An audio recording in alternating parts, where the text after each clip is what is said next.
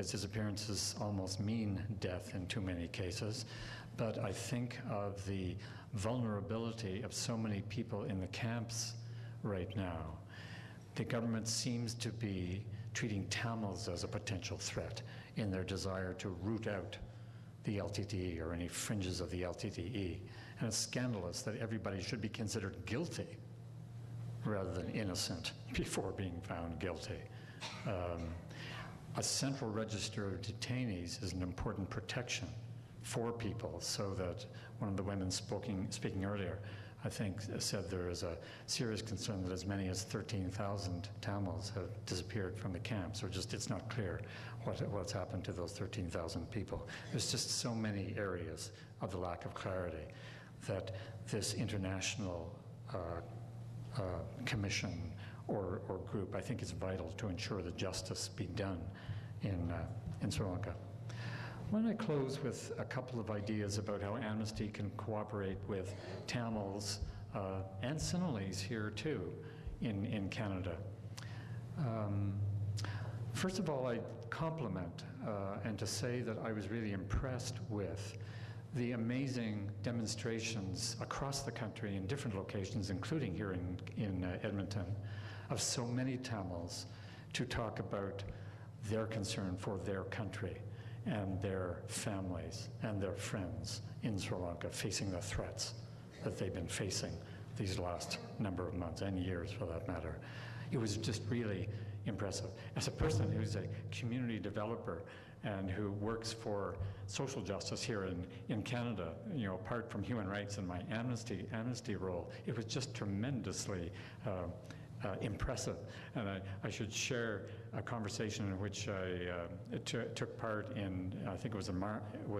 It was around the International Women's Day, and it was a point in our Parliament's consideration of children's rights that groups supporting the end of child poverty, and to see children's rights recognized and women's rights recognized, that they were blown away by the Tamils organizing the processes they did so impressively, with so many people on one hand, in Toronto, well, in various cities, and then also beyond the number of people, the peace and respect with which they behaved during these demonstrations, really impressing decision makers, politicians, and I think the general public, as well as any criticisms that may have happened too, of course. You know, my frustration though, as well, I'm sure, even more, of the Tamils who organized it, is I'm not convinced that there was positive government action that followed that.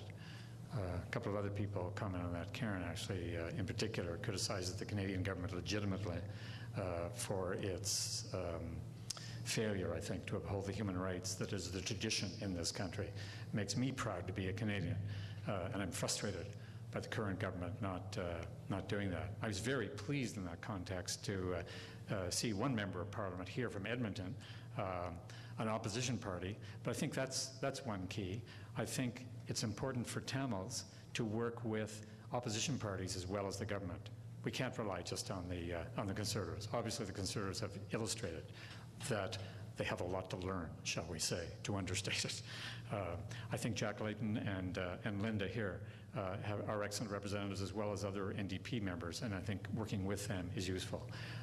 I just talked to Bob Ray a couple of days ago, and he was so frustrated, as you can imagine, being turned back at Katunayake, unforgivably, after the High Commissioner here in Canada for Sri Lanka approved, with the agreement of the Foreign Affairs Ministry in Sri Lanka, that Bob could go and speak to a variety of people in Sri Lanka. Heck, constructively, for goodness sake. The man has taken part in negotiations and discussions with both the LTD and the government to declare that he's not wanted, that he's not desirable to be in Sri Lanka, and continue that kind of constructive discussion is just absurd, not to mention other obvious and appropriate words. So it gives an indication of the kind of thing we're dealing with. I think the Tamils alone, because of having to deal with such absurdity and such negative thinking, have to identify with other people. So they have to appeal to members of other political parties, not just the governing party in Canada, to argue legitimate points for human rights protection.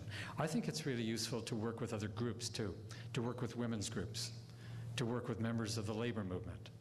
An exciting thing going on in Toronto right now, actually, is an initiative of the Canadian Tamil Congress, in fact, together with the Urban Alliance for Race Relations and the Labour Council of Toronto and York Region, which is the Greater Toronto Area Labour Council. So I went to a meeting just a few days ago. I seem to go to meetings all the time, but this meeting was an exciting meeting, about 30 people, Tamils from the Canadian Tamil Congress, Tamils from the Canadian Centre for Victims of Torture, other community groups in Toronto representing a variety of Tamils, together with Tamils active in the Canadian Postal Workers, in CUPE, in steel workers, the United Food and Commercial Workers. It was an exciting possibility of working with different labor unions, each of whom have 70 and 100,000 memberships. And so the prospect is the Tamils working with these groups who support their human rights can argue more strongly and hope a little more optimistically that governments that might still be ignorant of their concerns and maybe not sympathetic with human rights will listen to them because of the strength of numbers. And so Tamils will, I think, be able to get their way. I think, consistent with Amnesty's concern for the human rights of everyone, including Sinhalese, that it's really important to try to work with Sinhalese too. And my optimism there is the young people with whom I've been in touch in Toronto primarily, where I live, but of course where there's a huge number of Tamils, and some Sinhalese too. There's 35,000 Sinhalese, I think, in Toronto, as well as the over 200,000 Tamils. I've been excited by meeting with both young Sinhalese and Tamil students who respect each other and are working together for the human rights in their island. And I think that's really important. When we have a government in Sri Lanka that is not paying attention to Tamil rights, and far worse, I needn't even explain that.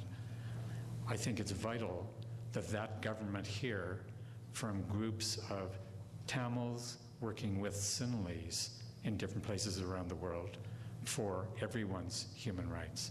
I'm hoping that such a statement and a statement of fact would make the government do a double take and maybe think and hope, and I hope sincerely that they will be convinced to recognize and respect everyone's human rights, Tamils as well as Sinhalese. Thank you.